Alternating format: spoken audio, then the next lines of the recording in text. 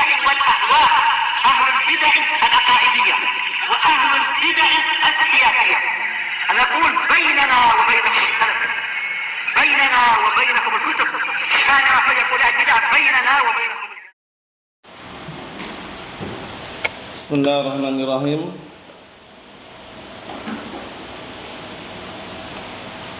الحمد لله الذي أرسل رسوله بالهدى ودين الحق ليظهره على الدين كله وكفى بالله شهيدا. أشهد أن لا إله إلا الله وحده لا شريك له إقرارا به وتوحيدا، وأشهد أن محمدا عبده ورسوله صلى الله عليه وعلى آله وسلم تسليما مزيدا لا نبي بعده. إخواني في الدين، أعزني وأعزكم الله جميعا وبارك الله فيكم. Kita lanjutkan bacaan berikutnya terhadap Kitabul Ilm dari kitab Sahih Bukhari yang disyarah oleh Asy-Syaikh Zaid bin Hadi Al-Madkhali asbahullah.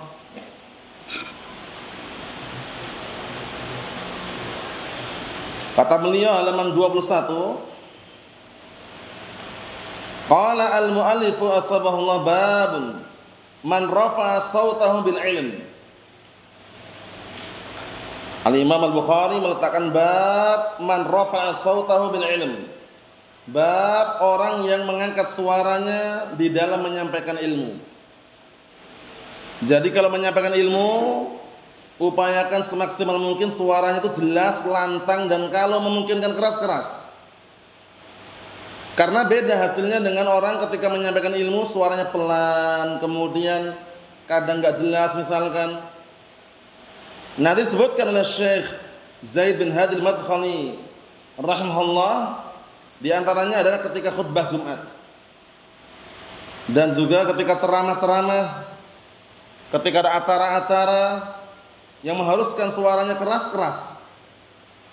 Karena biasanya dengan suara yang lantang dan keras itu, apalagi dalam menyampaikan ilmu, itu lebih barakallahu fiik, bisa memberikan rasa semangat bagi para pendengar. Dan nanti sebutkan juga berbeda dengan kalau menyampaikan sangat pelan, itu kadang si pendengar dihantam padanya rasa ngantuk. Nanti sebutkan oleh beliau nanti. Paham ya? Dihantam rasa ngantuk yang akhirnya dia tidak maksimal dalam mendengarkan faedah yang disampaikan oleh seorang guru atau semisalnya. Kita lihat hadisnya. Qala al-Imam Al-Bukhari rahimahullah qala haddatsana Abu Nu'man Arim bin Fadl. Abu Nu'man Arim bin Fadl As-Sadusi Al-Basri. Namanya Muhammad bin Fadl, ma'rufnya dengan Arim. Tapi namanya adalah Muhammad bin Fadl As-Sadusi Al-Basri Thiqah. As-Sadusi Al-Basri Thiqah. Jadi Arim ini sebutan ya. Kalau namanya Muhammad bin Fadl, hanya saja beliau dikenal dengan Arim. Mafhum? Qala haddatsana Abu Awanah. Abu Awanah Imamun Hafidh Sabtun, namanya Al-Waddah bin Abdullah. Al-Waddah bin Abdullah. Untuk Abu Nu'man Muhammad bin Fadl Al-Basri As-Sadusi tadi, Al-Imam Al-Bukhari memberikan tambahan tentang keadaannya. Beliau mengatakan taghayyara fi akhir umrih. Jadi di akhir usianya beliau mulai berubah. Yang namanya perawi itu kan enggak semuanya ketika usia tua sehat ya, kadang-kadang mungkin sudah mulai istilah pikun atau sudah mulai tua sehingga enggak terkondisikan apa yang diucapkan. Itu terjadi loh ya. Makanya nanti para ulama menjelaskan bagaimana riwayat yang diambil oleh seorang muhaddits dari seorang perawi yang perawinya ini dulunya thiqah ketika muda. Thiqah ketika muda, tapi ketika tua mulai bercampur aduk hafalannya. Nah, para ulama menjelaskan kalau diambil hadisnya sebelum dia ikhtilat, sebelum dia pikun, sebelum dia bercampur aduk riwayatnya atau hadisnya, maka makbul terima. Karena kembali hukum asal, dia thiqah. Tapi kalau yang dia ambil riwayatnya setelah dia mukhtalif, setelah dia bercampur hafalannya, nah itu enggak diterima. Khawatir yang dia sampaikan itu sudah tidak seperti dulu ketika dia ambil. Bisa dipahami? Nah, kemudian Abu Hatim rahmatullahi juga mengatakan ikhtalata fi akhir umrih. Di akhir usianya, nah ikhtalata mulai bercampur. Ikhtalata mulai bercampur, mulai tidak jelas apa yang disampaikan. Paham ya? Nah, ada banyak ucapan para ulama yang lainnya mengenai Abu Nu'man Muhammad bin Fadl Arim As-Sadusi Al-Basri ini. Thiqah, hukum asalnya thiqah. Rinciannya bagaimana? Sudah kami jelaskan tadi ya. Kalau riwayatnya diambil sebelum dia ikhtilat, makbul. Tapi riwayatnya kalau diambil setelah dia ikhtilat, maka ditolak. Dan para ulama telah menjelaskan, ada yang mengatakan setelah ikhtilat dia enggak pernah menyampaikan hadis, sehingga aman.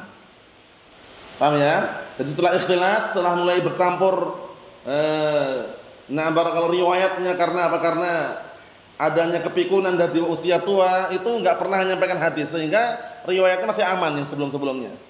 Paham maksudnya ya? Kemudian berikutnya haddatsana Abu Awanah Al-Waddah ibn Abdullah, Imamun Hafiz Sabtun.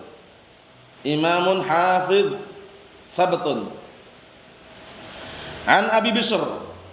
Abi Bishr Ja'far ibn Abi Wahsyiyah.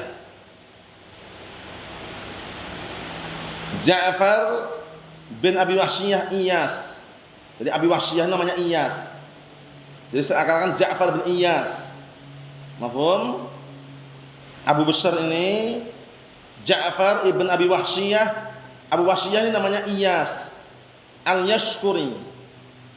Al-Yashkuri. Berkata Al-Hafidh dalam Tahdhibut Tahdhib, majhul. Majhul.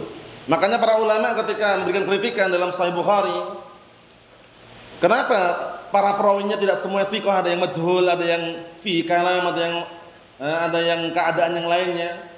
Nah, para ulama telah menjelaskan aqallu syai', paling minimalnya walaupun ada kritikan dalam Sahih Bukhari itu tidak sampai dhaifun jiddan. Jadi pahami ya, sehingga kalaupun seandainya ada beberapa perawi yang mungkin lemah, itu pun hadisnya minimalnya hasan. Paham ya? Karena untuk as-sahihan, Sahih Bukhari dan Muslim ini memang para ulama telah sepakat untuk apa? Nah, barakallahu fiik. Naam, atau kaum muslimin secara umum sepakat untuk menerima dengan penerimaan yang barakallahu sempurna. Untuk artikel-artikel yang mungkin jumpai kadang ada kritikan dalam Sahih Bukhari, perawinya yang kritikan semisalnya, dijelaskan oleh Asy-Syaikh Yahya bin Ali Al-Hajuri astagfirullah waktu itu. Ya, minimalnya tidak sampai apa? Nah, paling minimalnya itu hasan. Paham ya? Sehingga tetap masih makbul. Kalau ada kritikan-kritikan memang ada. Seperti ini kan Al-Hafidz menyebutkan dalam Taqribut Tahdhib. Juga dalam Tahdhib juga dijelaskan majhul. Ja'far bin Abi Wahsyiyah Iyas Al-Yashkuri majhul. Tapi karena ditopang dengan yang lainnya ya, derajatnya kalaupun seandainya menurut sebagian yang tidak mensahihkan tingkatannya hasan. Paham ya? Seperti itu. Tapi semuanya secara global riwayat Bukhari Muslim makbul. Sudah pahami ya? Nah, kita lihat berikutnya. An Yusuf bin Mahik. Yusuf bin Mahik ini beliau Al-Farisi dari Persia. Thiqatun. Berkata Yahya bin Ma'in thiqatun. Paham ya? Jadi thiqah. An Abdullah bin Amr ibn al-As radhiyallahu anhu qala takhallafa 'anna an-nabiy sallallahu alaihi wasallam fi safaratin safarnaha fa'adrakana wa qad arhaqatna as-salatu wa nahnu natawaddau faj'alna namsahu 'ala arjulina fanada bi'a'la sawtihi wailun lil 'aqabi minan nar marratain aw salatan. An artikan Dari hadisnya Abdullah bin Amr bin As radhiyallahu anhuma, beliau dikenal dengan abidus sahabah. Dikenal dengan apa? Abidu as-sahabah, ahlu ibadahnya para sahabat. Abdullah bin Amr bin As radhiyallahu anhuma. Beliau termasuk yang diakui oleh siapa? Abu Hurairah anhu tentang keilmuannya. Iya kan, dikenal hadisnya kan? Yang paling banyak riwayat hadisnya adalah Abu Hurairah. Tapi beliau sendiri Abu Hurairah mengakui bahwasanya tidak ada dari kalangan sahabat yang lebih banyak hafalannya daripada aku. Melainkan siapa? Abdullah ibn Amr ibn As. Karena dulu apa? Na'am barakallahu fiik, na'am li'annahu yaktub wala aktub. Karena Abdullah bin Amr As nulis sedangkan aku enggak menulis. Bisa dipahami? Naam. Dikenal dengan siapa tadi? Gelarnya Abidus Sahabah, ahlu ibadahnya para sahabat. Luar biasa. Nah, tapi beliau pernah tegur karena sempat setiap kali bertanya kepada Rasulullah SAW, nah, bertanya tentang puasa sunnah. Kemudian setelah dijelaskan oleh puasa sunnah Senin Kamis, kemudian sampai puasa Daud, kemudian beliau mengatakan, aku masih punya kekuatan untuk berpuasa. Nah, kemudian apa kata Rasulullah SAW? Nah, barakallahu fiik, nah, tidak ada lebih afdal daripada puasa Daud. Makanya puasa sunnah. Paham ya? Dalam puasa harian. Kemudian tegur juga masalah salat qiyamul lail. Karena enggak boleh, walaupun semangat ibadah boleh, tapi kalau berlebihan enggak boleh. Berlebihan dalam artian melebihi kapasitasnya, akhirnya dia paling-paling salat malam sepekan, 2 pekan, setelah itu enggak pernah salat sama sekali. Karena berlebihan tadi. Nah, Abdullah bin Amr bin As diwanti-wanti. Paham ya? Nah, dalam artian ditegur dengan teguran apa? Dengan teguran yang intinya agar dalam beribadah itu pertengahan, la ifrat wala tafrit. Semangat boleh tapi pada kadarnya. Paham ya? Nah, apa kata Rasulullah SAW? Apa kata Rasulullah SAW? Siapa yang ingat hadisnya itu?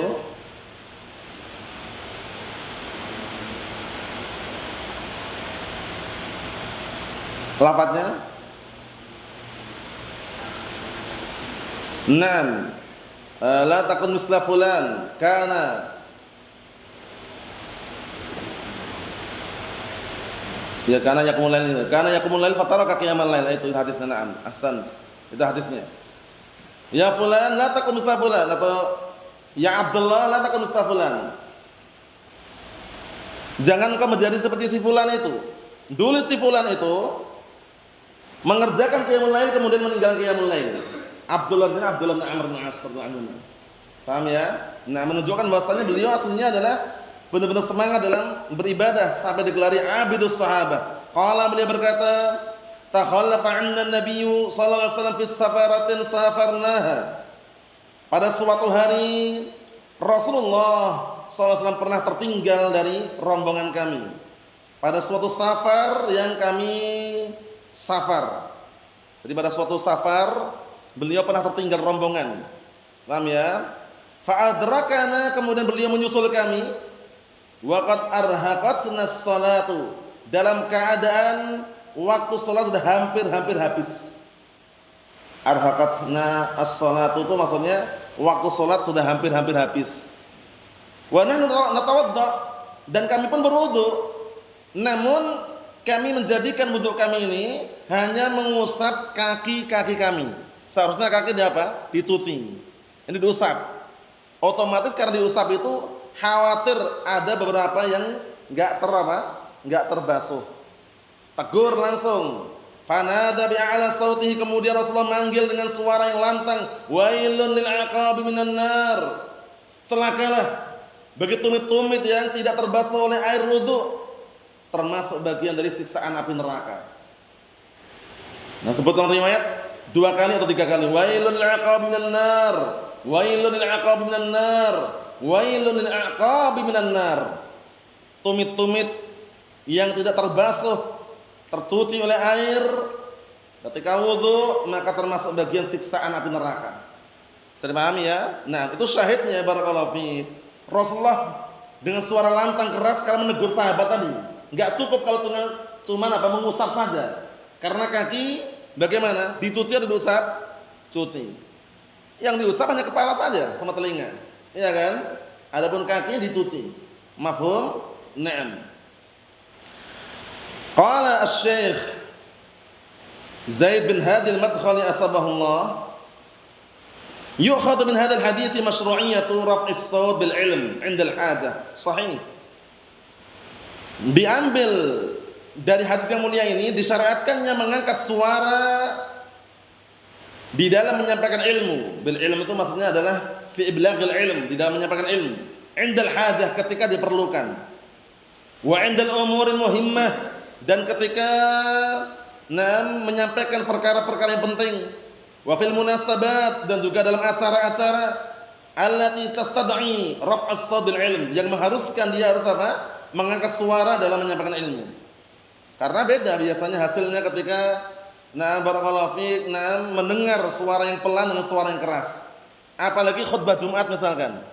Khutbah Jumat kalau misalkan khatibnya pelan misalkan ya, pelan, kemudian senyap ya kan, kayak semacam ada angin sepoi-poi itu biasanya ngantuk. Biasanya loh ya. Barakallahu. Tapi kalau dengan suara lantang, keras, tegas itu biasanya menggugah. Ya semula ingin ngantuk enggak jadi gitu loh. Paham enggak? Kalau enggak percaya nanti kalau anda ke Yaman, saksikan hampir para masyayikh, para ulama, para khutbah itu khutbah keras-keras suaranya. Cuman kerasnya enggak dari awal. Awal pelan dulu, naik keras, turun keras, naik. Intonasinya beda, gitu loh.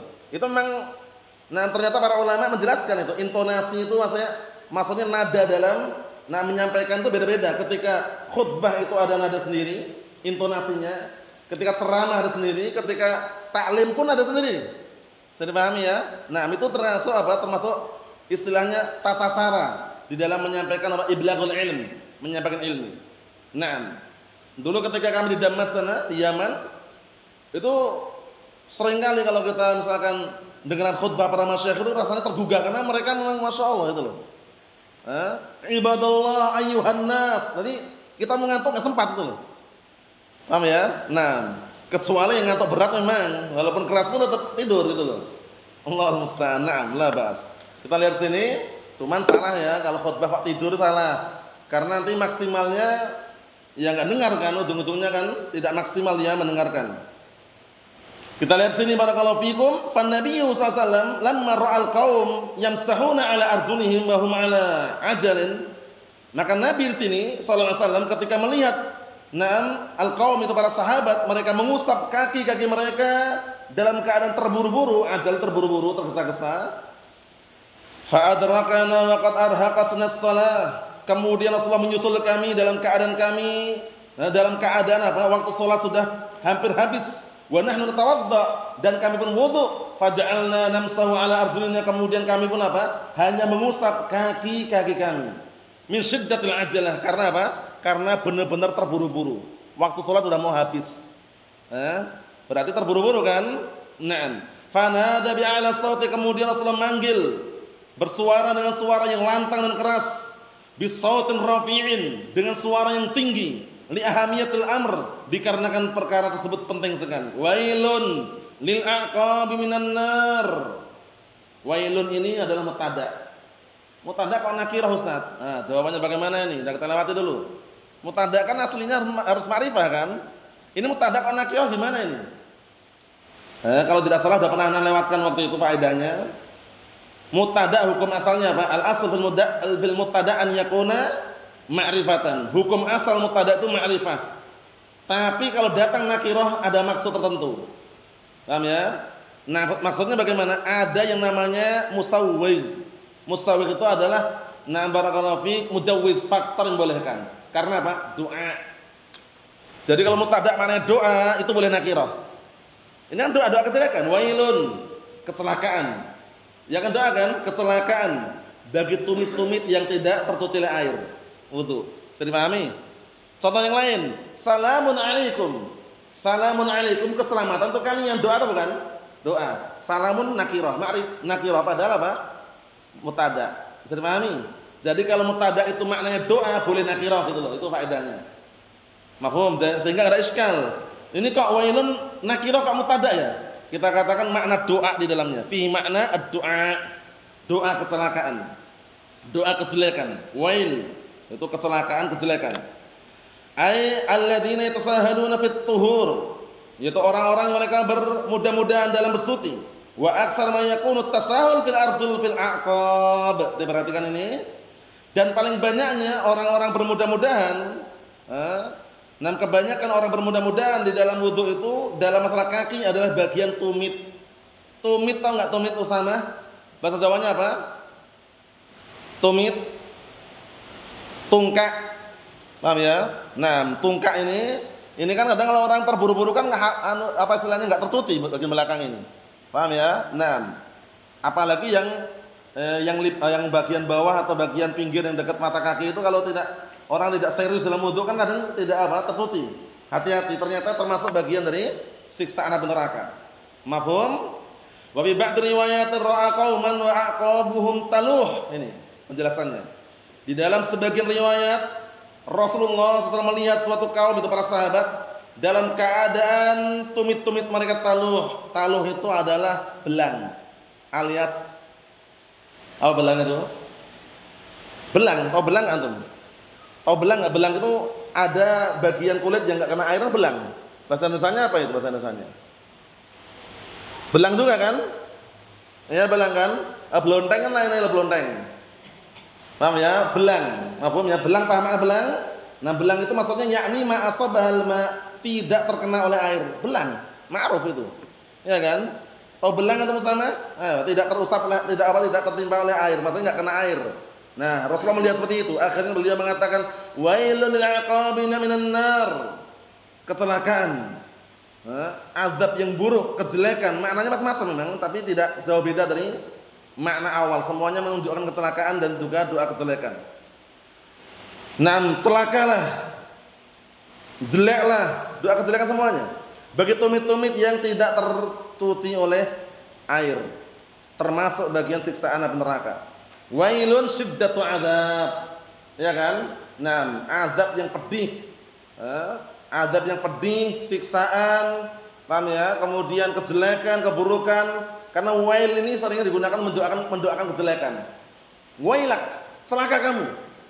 Paham ya? Seperti itu. Nah, fayakunu tasahul fit taharah wa 'adamul inayah biha min kaba'ir dzunub. Hati-hati ini ternyata ngeri juga ini ya. Maka bermudah-mudahan dalam bersuci dan tidak perhatian penuh terhadapnya merupakan dosa-dosa besar. Jadi kalau antum wudu, serius wudunya. Paham ya? Diperhatikan baik-baik, jangan sampai ada yang belonteng-belonteng atau belang-belang tadi itu. Paham ya? Enggak terkena oleh air. Ancamannya apa? Siksaan neraka, ngeri kan? Nah, lihat ini. Termasuk kaba'ir dzunub. Termasuk apa? Dosa-dosa besar. Li'annahu tarattaba 'alaihi hadzal wa'id asy-syadid. Dikarenakan akan mengakibatkan ancaman yang dahsyat dan keras ini. Tarattaba 'alaihi itu maksudnya mengakibatkan, menghasilkan. Paham ya? Wal ihsan bil a'mal 'umuman. Wa bit taharah khususan dan memperindah amalan-amalan secara umum dan di dalam bersuci secara khusus. Al-ihsan bidzalika min mujibatir ridha, masyaallah. Yaitu berbuat baik dalam hal tersebut, dalam bersuci, dalam amalan-amalan. Nah, itu termasuk apa? Termasuk faktor-faktor yang bisa mendatangkan keridhaan Allah taala. Kenapa? Li'annahu yatarattab 'ala ihsanit taharah qabul shalah sahih. Dikarenakan akan apa? Menimbulkan, akan melahirkan di atas perbuatan baik dalam apa? Dalam bersuci, maksudnya bersucinya dia baik, sempurna. Apa yang ditimbulkan? Apa yang dihasilkan? Qabul shalah, diterimanya salat. Ya kan? Kalau orang salat enggak taharah, diterima atau tidak? Tidak. Nanti hadisnya kita baca nanti. Idza addaita bi arkaniha wa syurutiha wa wajibatiha. Ini kalau kembali ke kamu ya, tapi kalau kembali ke perbuatan ibadah tadi berarti idza uddiyat bi arkaniha wa syurutiha wa wajibatiha, apabila salat itu ditunaikan, dikerjakan rukun-rukunnya, syarat-syaratnya dan kewajiban-kewajibannya, itu akan harus diterima. Wa yatarattab 'ala fasadit taharah fasadus shalah. Lihat ini. Dan akan mengakibatkan rusaknya bersuci, rusak juga salatnya. Karena salatnya enggak diterima kalau bersucinya tidak sempurna. Paham ya? Pastikan dicek lagi. Li'annahu syartun syurutiha, dikarenakan termasuk syarat daripada syarat-syaratnya sahnya salat apa? At-taharah, bersuci. Paham ya? Baik dari hadas akbar maupun hadas asghar. Kalau hadas asghar, dia bersuci cukup dengan wudu atau tayammum. Paham ya? Kalau hadas akbar dengan mandi. Mandi janabah, mandi besar, itu untuk menghilangkan hadas akbar. Kalau yang akbar hilang, otomatis yang asghar. Berarti para ulama telah menjelaskan kalau sudah mandi janabah, mandi besar, maka enggak perlu wudu lagi. Kenapa? Karena yang akbar aja hilang. Kalau yang akbar hilang, otomatis yang asghar juga hilang itu loh. Bisa dipahami? Nah, enggak perlu wudu lagi. Kecuali setelah mandi batal baru wudu lagi. Kalau setelah dari awal mandi sampai akhir mandi, dia enggak buang air kecil misalkan di selesai mandi tersebut, tidak pula buang angin misalkan, maka hukum asalnya tetap sah. Kenapa? Karena sudah hilang hadas akbarnya. Paham ya? Kalau yang akbar hilang, otomatis yang asghar juga hilang gitu loh. Paham? Naam. Kita ambil dikit lagi. Kama qala Nabi sallallahu alaihi wasallam, sebagaimana perkataan Nabi sallallahu alaihi wasallam, la yaqbalullahu salata ahadikum idza ahdatsa hatta yatawadda. Allah Taala tidak menerima salatnya salah seorang di antara kalian apabila berhadas hingga dia berwudu. Fal inayatu bit taharah min alamati ahli iman. Maka perhatian penuh dengan bersuci ini merupakan tanda orang yang beriman. Wa ahli ilm hum ashaddu hirsan 'ala tamamit taharah. Terlebih-lebih lagi ahli ilmu, orang yang berilmu. Paham ya? Orang yang berilmu, seorang panutan itu harus lebih semangat lagi di dalam apa? Menyempurnakan bersuci ini. Jangan bermudah-mudahan. Wa min samma itu artinya hunaka. Wa min samma 'ala ta'limin nas liyuhsinu fi taharatihim.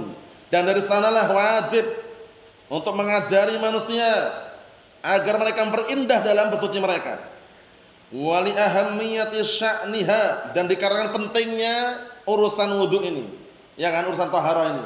Kaitannya apa sih? Masalah salat terima atau tidak itu loh. Kalau taharahnya enggak sempurna, enggak terima salatnya.